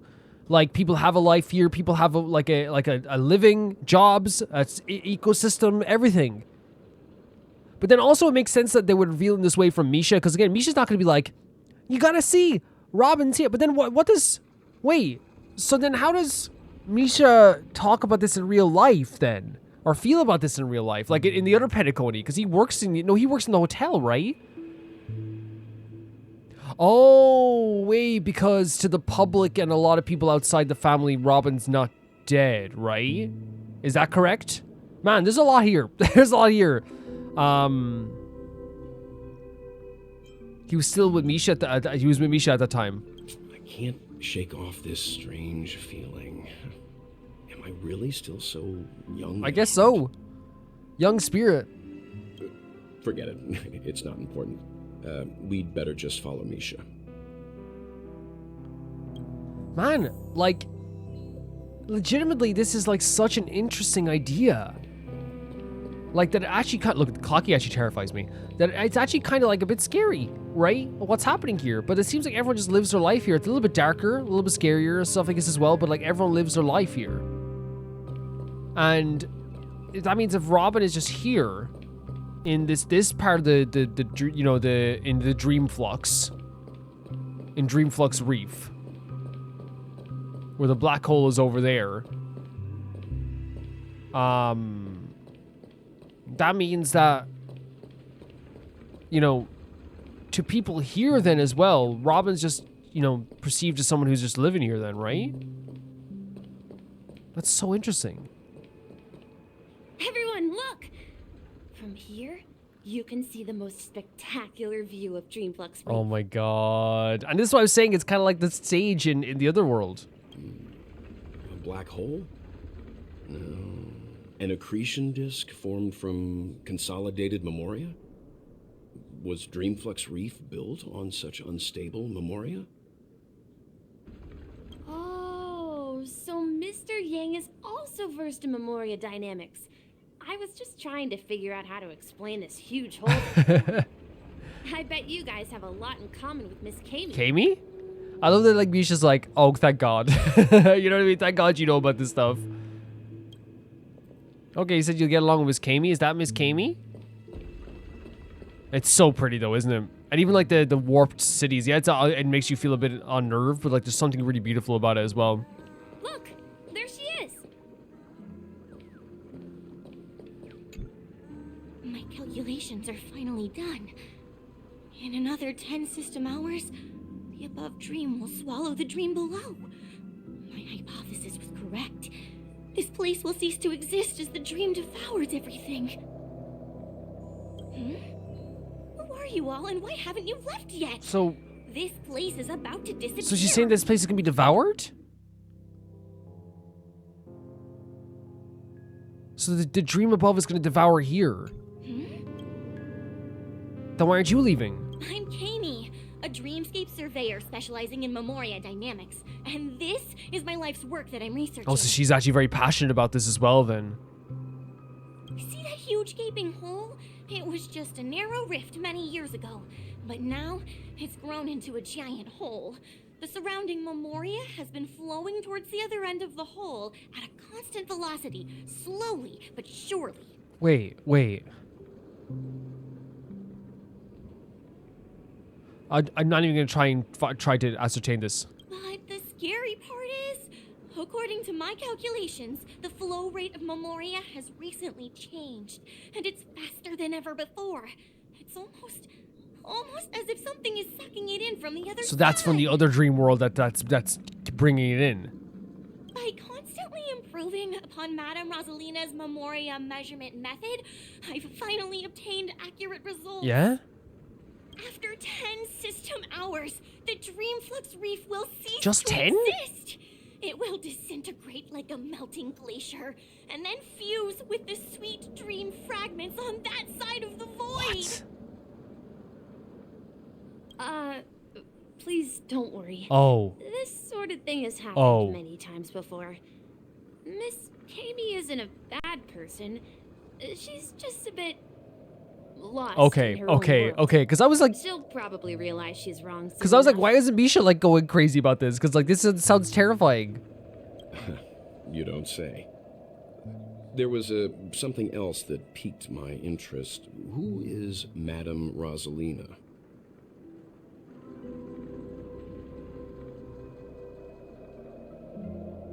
Did we hear that before?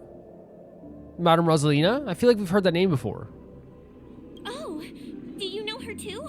Or are you also a fan of Memoria Dynamics? We no. We're very interested in Madame Rosalina's achievements. Could you tell us a little more about them? Why, of course. She's an excellent scholar of Memoria Dynamics, and the first person to apply Memoria rate measurement methodology on interstellar travelers. Okay. Regrettably, due to the presence of the Garden of Recollection, ordinary people don't pay much attention to the nature Is that of because they're Memoria. making sure they don't pay attention to it? She departed this world without much fame, leaving only a few thin journals behind. Right. I came to Penacony to learn more about my idol, and went to great lengths to seek out Dreamflux Reef, all because this is her final resting place. Prodigies always meet their demise prematurely. Not totally If wrong. only Madame Rosalina had more time, she would have discovered a way to reverse the flow of Memoria. And I think it feels like that sometimes, like in our lifetime too, where like you'll think of like, you know, some like the like say like, you know, I'm gonna use an example here that's very sad. Like say like John Candy dying early. It's like you're like, oh man, like that guy had so much to offer this world. You know what I mean? So fantastic, so talented. You know what I mean? And it usually is those people you look back and you're like, man, like like the world without them is awful compared to the world with them. You know? I felt it. The source is in the golden hour. There is a certain anomalous presence stirring the currents of the memory zone. I must uncover more concrete proof. I must convince everyone. So there is, she believes there is something like that stirring the currents. Like something is like trying to stir up everything. Does the name Madame Rosalina sound We've heard the familiar? name, right? We definitely have. It was one of the names that's mentioned by the conductor. Right, okay. That's right. It seems like she did a great deal of research and calculations in Dreamflux Reef before abruptly passing. Right, because I definitely have heard that name before somewhere. Miss Kime regularly mentions her. I hear Madame Rosalina passed away during the prison war. Oh. She could see the penacony of today. Its people building homes in the memory zone. I bet she'd be really You happy. see that laugh that Misha had there as well? So like Misha's so optimistic about all this stuff, right? Perhaps. Misha's so Our optimistic. destination is the commercial district. That's where the largest crowds gather in Dreamflux Reef. We might be able to find the others. Sure. So there's the bird over here. Can we get like rewards from Dr. Blues? You and the blue bird stare at each other. Oh, sorry, Sergio, but it doesn't look like he's going to speak anytime soon. Who are you? Bah, another bumpkin who's ever seen Cloggy before. Obviously, I'm an origami bird. You can call me Dr. Blues. Never mind, since you're here, take this mission before leaving. Let's see, according to the plot, I should be playing a kind of origami bird this chapter, so you're kind of hard to get to, helps me find my companions. But playing a bird is so tiring, I'm refusing this role. I'm busy enough fixing up Roosevelt. Anyway, I'll give you just your rewards as long as you get enough birds back. You got that? You should get going if you have. So we can get some rewards from them? Wasn't I super busy? Spit it out. So we don't have enough birds yet, I'm guessing? Fair enough. So we're learning also like about a new like not new characters, but like Dr. Rosalina as well is another character that like is being referenced here. Someone who like studied like I guess like the idea of the Memoria and things like this as well, and Apparently Misha thinks that they'd be proud to have them here in the, to see people living here in the memory zone. Oh my god! I know, like, we saw March, like, literally, like, 2 episodes ago, but that doesn't change the fact that whenever I see her, my heart soars. Everything gets okay again. Let me go. Huh? Wait, what? Ghost. There's a ghost. Don't come A ghost? me. That's March. Oh my. I'm human and so are you. Can you get a grip? I love that March is, like, in front of a scared Pepeshi, and her first line is, "Get a grip." There you are. I've been waiting. It's so good to see you. She fills my heart with such joy. Quickly, come help. I bumped into a member of the family on the way here. He was so scared and I just wanted to calm him down. But for some reason he sees you as a ghost. Let me go. Let me go. I've only done good in my life. Why can't I rest in peace after death? After death? Well, Wait, he thinks that death is calling him? You scared this badly? Now you shall pay respect to March 7 ghosts in the Dreamflux Reef. Here's the issue. This is hilarious. This is, but it's also kind of mean. This here also mean to March because it's acting like she actually scared him, right? So I don't know which one to pick. What I'll do is I'll close my eyes and just go for it. Okay, I'm gonna go. Okay, I don't know which one I'm on now. Me? A ghost?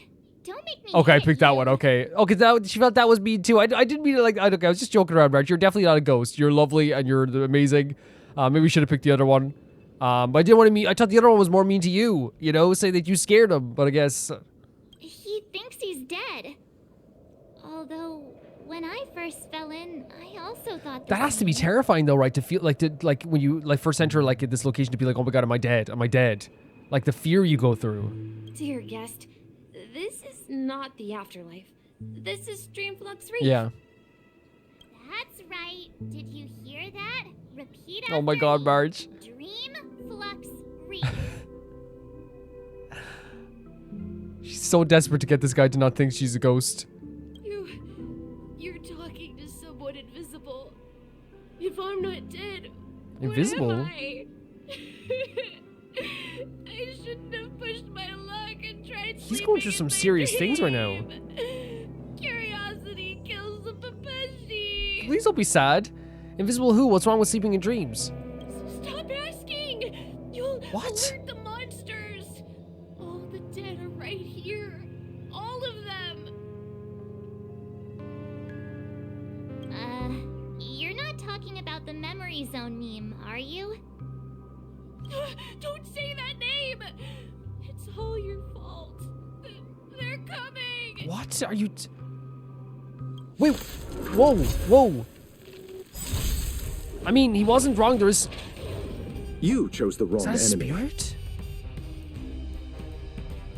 I love that we have like all our abilities like What are you fully waiting there. for?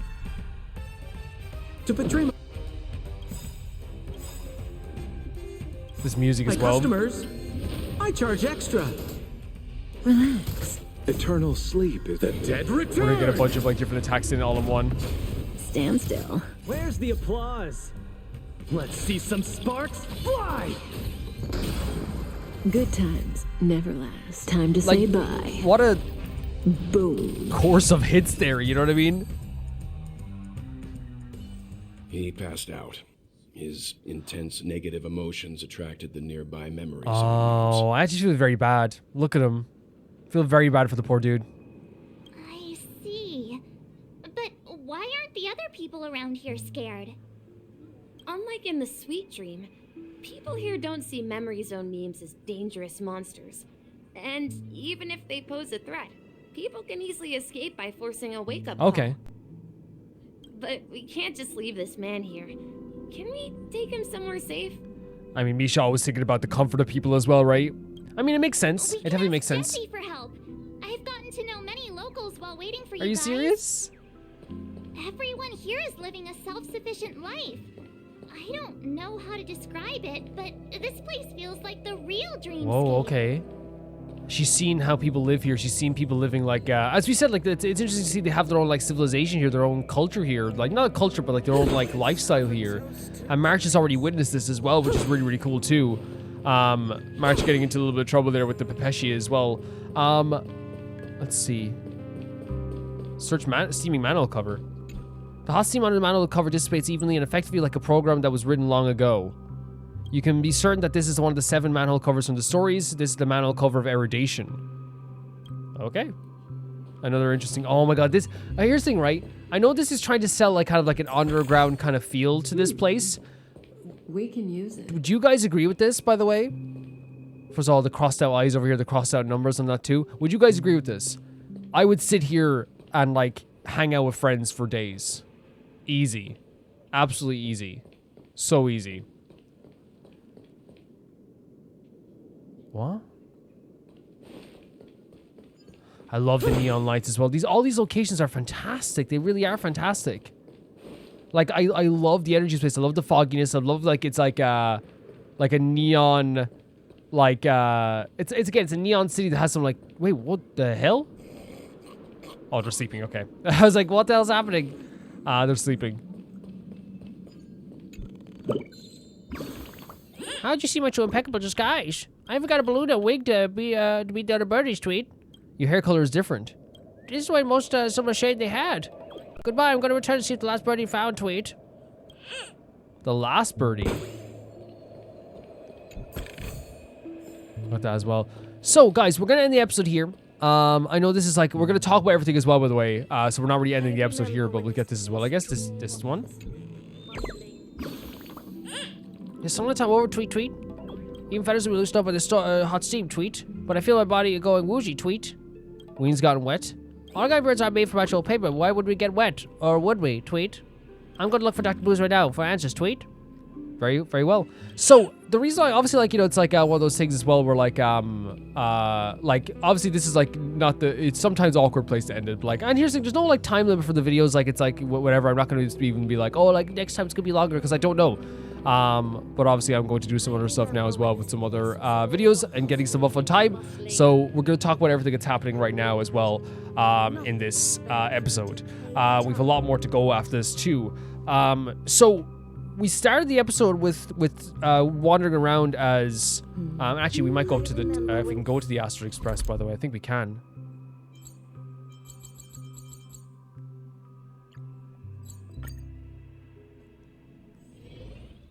Yep.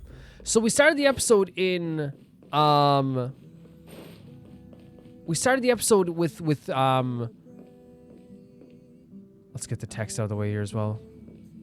We started the episode with Sparkle pretending to be Robin, going around kind of putting a lot of people's minds at ease, but it really felt like to me the reason why she's putting everyone's mind at ease, very simply put, I think so anyway, is to make sure everyone kind of stays on Penacony. There was a feeling amongst all the people at Penacony right now after things that happened with Acheron and stuff like that in the last episode, or the episode before that, that there is like a bit of a that the dreamscape is falling. And Acheron said this as well, like all it takes is one thing to fall apart and the whole thing kind of melts away.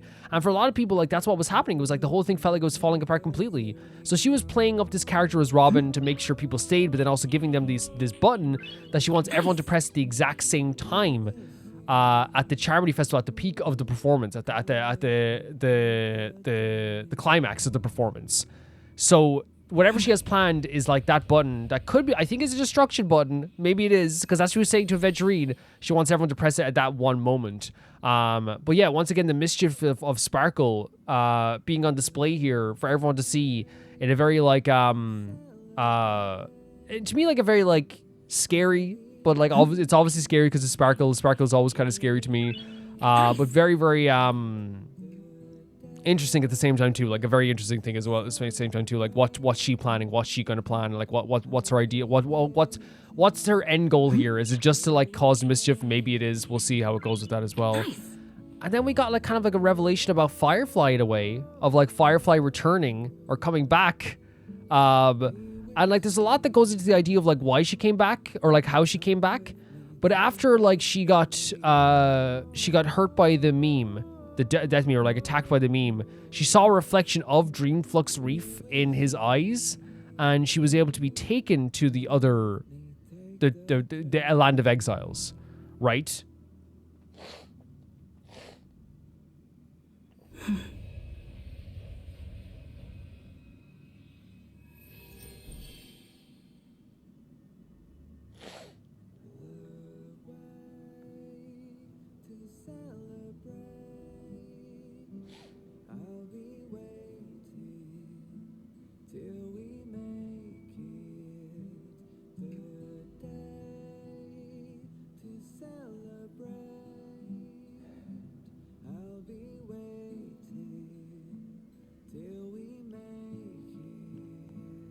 and she was then able to return from the land of exiles. Nice. And she tried to, like, I guess, like, get in touch with us, and she tried 11 times, but she couldn't get in touch with us for obviously, like, the reasons of, like, the script, you know, was determined to, like, have the Trailblazers and, Firefly, or Sam, face off. But also at the same time, too, in a very personal reason, Firefly didn't want to see, Stell in this way at all. You know, didn't want Stell to see her in this fashion, which I think is a very, like, emotional, but, like, very, like, realistic idea that they have here as well, like, for the character of Firefly, the idea that, like, you know, she's yeah,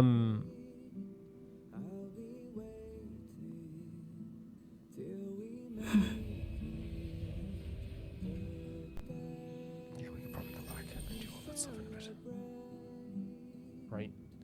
If you come back and talk about this stuff, it shouldn't be too hard either.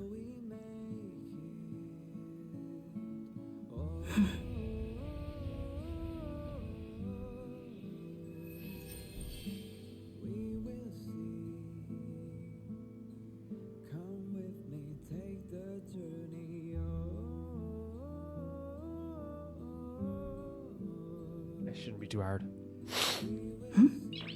At all. Yeah, it shouldn't be too hard. We have lots. It's one of those times where it actually makes sense.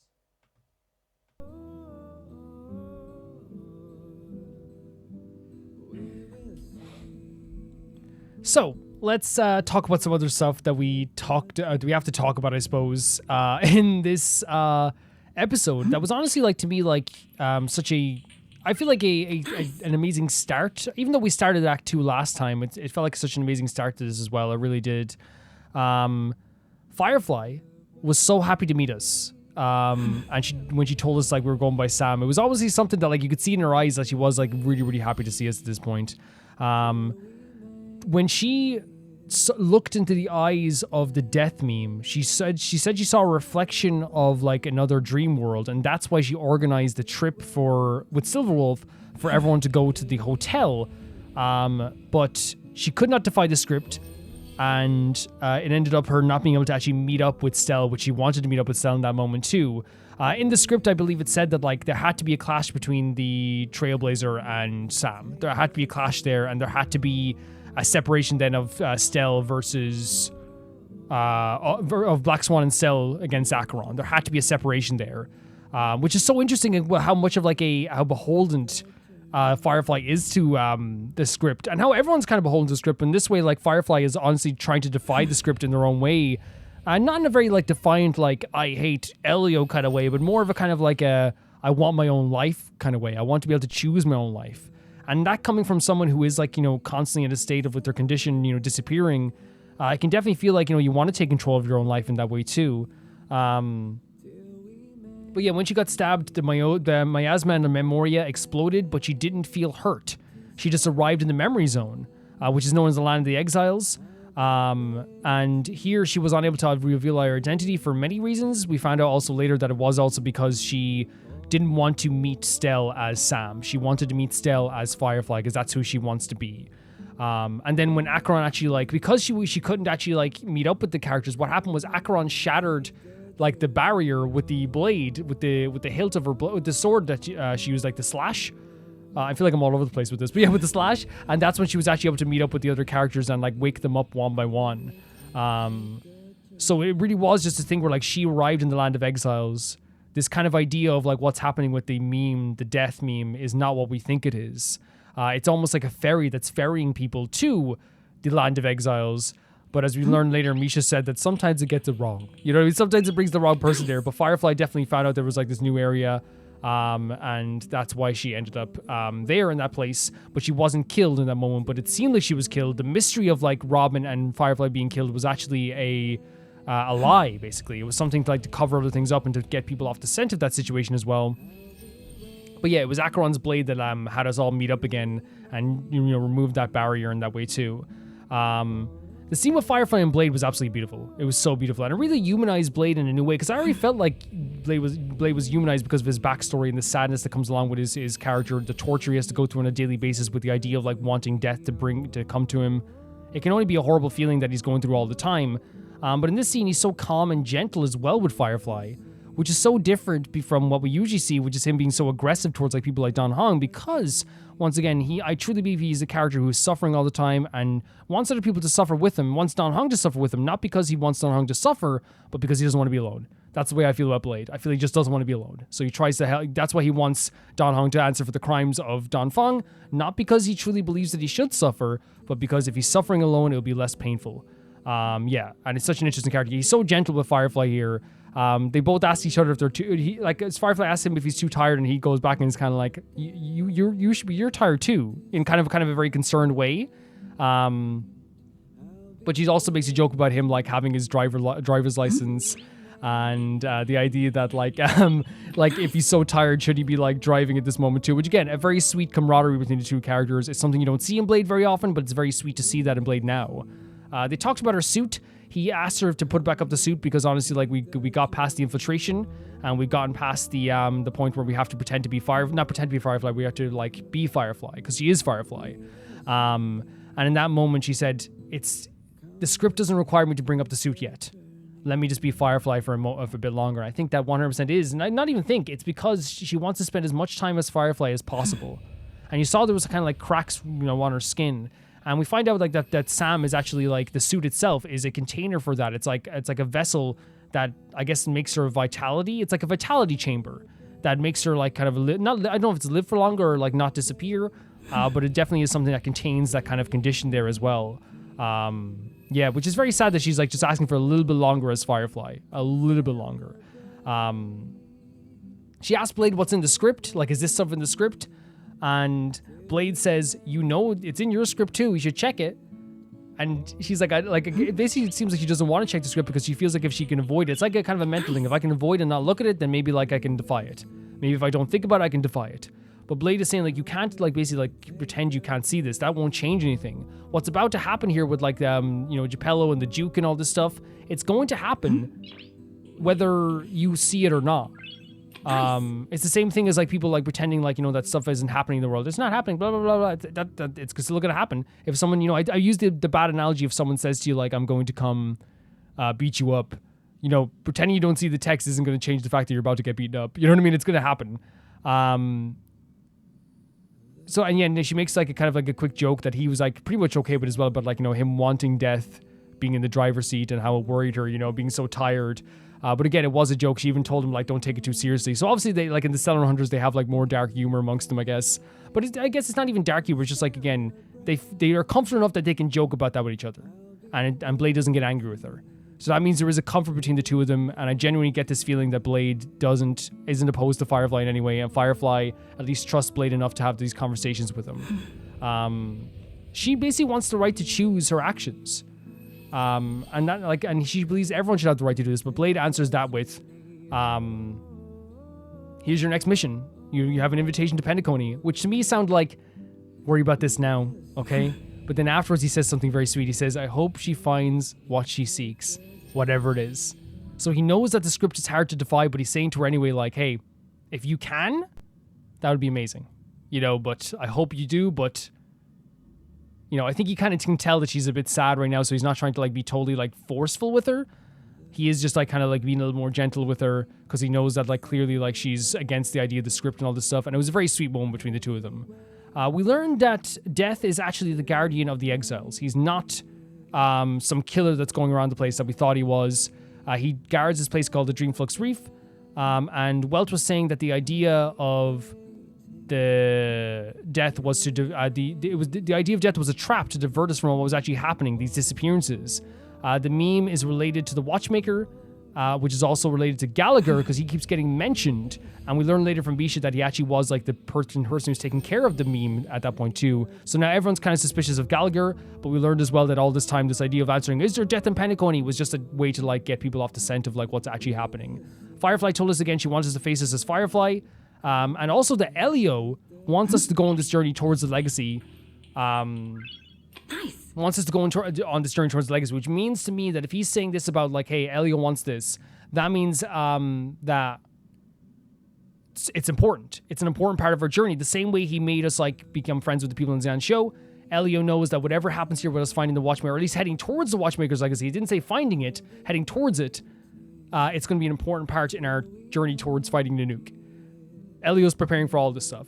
And like once again with the Stellar Hunters, while like there's a thing where it's like the people don't trust the Stellar Hunters, and I totally understand that, it's totally normal. For me, like at least with the Stellar Hunters, at least with them, right? They have a plan for me. You know what I mean? They have something for me. And there's something like that's strangely like really, it's like equal parts scary and equal parts comforting at the same time. I don't know if that sounds right, but that's what it sounds like to me anyway. Yeah, I don't know. The location we're in, by the way, the Dreamflux Rift has like a trade, it has shops, it has homes, there's like this crazy like black hole and also this giant clocky that's super scary. And that's what Misha also mentions to us as well, that Robin is here. So, and he also does like a commute every morning to like the the Dreamflux Reef, and he's so natural about it. But the Dreamscape is not supposed to be open to the public, which means that like when we got here, it's kind of shocking for him as well. He calls the death meme sleepy, and like as Gallagher, as you said, was taking care of it as well. And he knows we're looking for Robin because it kind of makes sense like what we're saying here, and that now Welt is saying as well something very important. We know the answer to the murders. We know what's been happening with the quote-unquote murders, but we don't know what the reason is behind it. Kime, the other character we met as well, she says we have like 10 hours until like this place gets destroyed. Now, at first I was like, that's crazy, but like that might be close to the Charmony Festival, so maybe something to do with Sparkle and the destruction button. And then they also mentioned Madame Rosalina, and as a trailblazer, I believe, who studied Memoria, who passed away during the prison war. So there's a lot of stuff happening here, and the biggest thing for me that I loved the most about this was getting to know Firefly a bit more, getting to see the relationship with Blade, seeing her torment as it comes to like trying to defy the script. She said she tried to meet us many times, but she wanted to meet us not as Sam, but as Firefly, and that shows what she wants. She wants to make her own decisions. She wants to be herself. She wants to be able to face us as friends. You can tell she has a care for us. I don't care what anyone says. I can tell she has an absolute care for us. Even if it's like, you know, and here's the thing, I've noticed that as well, at some point she's going to have to do some Stellar Hunter stuff, and it's going to be less than favorable, 100%. But I stand by the fact that the look in her eyes when she sees us is a look of like, I was happiest when I got to be Firefly with Stell. Because it's one of those true times that she got to be her true self, standing on that rooftop with us. Nice. That's the one time when she one of the few times she got to be her with a friend, a new friend, not just with the Stellar Hunters. Again, I know Blade clearly like has like a gentleness with her, but it is not just with the Stellar Hunters. It's also with like a friend that she's made, and it made her feel very, very good, and that's why she's probably so happy to see us as well. And obviously, we still have to like head towards the journey. Elio still wants us to head towards the Watchmaker's legacy, so there's still that as well. And and Firefly also let us kind of like have a conversation amongst ourselves, so we can actually like figure all this stuff by ourselves too.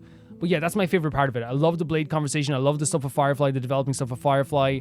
As I said, she's a character that like wants to defy the script because she thinks everyone has the right to choose their life.